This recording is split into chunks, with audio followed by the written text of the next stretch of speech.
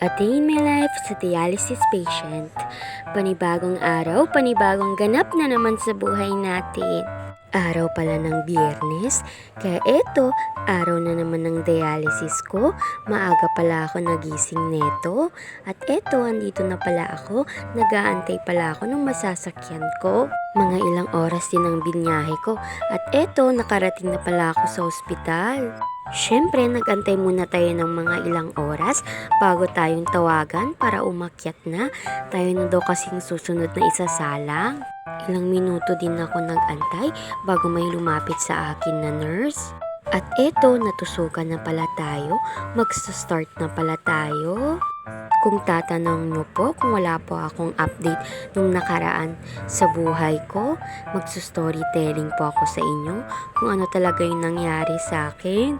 Nung nakaraang Lunes kasi, Lunes is araw ng dialysis ko, hindi ba? Akala ko magiging smooth talaga yung 4 na oras na pagdadialysis ko.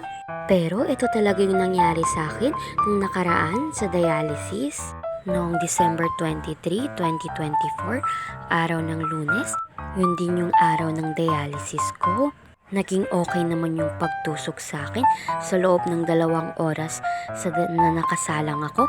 Okay naman ako. Wala naman na kahit anong hilo ang nangyari sa akin. Pero ewan ko ba, nung magte 30 minutes na lang akong nakasalang, bigla akong inatake ng seizure. Na-pass out ako bigla. Hindi ko na alam kung anong nangyayari sa kapaligiran ko. Sabi pa ng iba, nagva-violet daw ako, yung mga kamay ko, yung mga paa ko. Hindi ko talaga alam kung bakit ako inatake ng ganun. Ilang minuto din ako inatake ng seizure bago ako nag-revive. Nang magising pala ako, sobrang sakit na ng katawan ko. Pati paglakad ko ay nahihirapan ako. Kaya until ngayon, dito lang ako sa bahay. Timbahay lang ang mima nyo. Hindi ko pa kasi kaya talagang maglakad ng malayo. Sobrang sakit kasi ng mga paa ko. Buti na lang, andito yung mga magulang ko na nakakaalalay sa akin. Sobrang hirap kasi pag ganito yung sitwasyon ko. Yung sanay akong mag-isa pumunta sa dialysis. Pero ngayon, kailangan ko ng may kasama. Hindi ko pa kasi kayang mag-isa eh.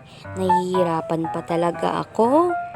Sobrang nakakatrauma lang talaga yung nangyari sa akin. Hindi ko talaga ini-expect na dadating yun sa akin. Pero kahit ganun, nagpapasalamat ako kay Lord God dahil binigyan niya ako ng second chance.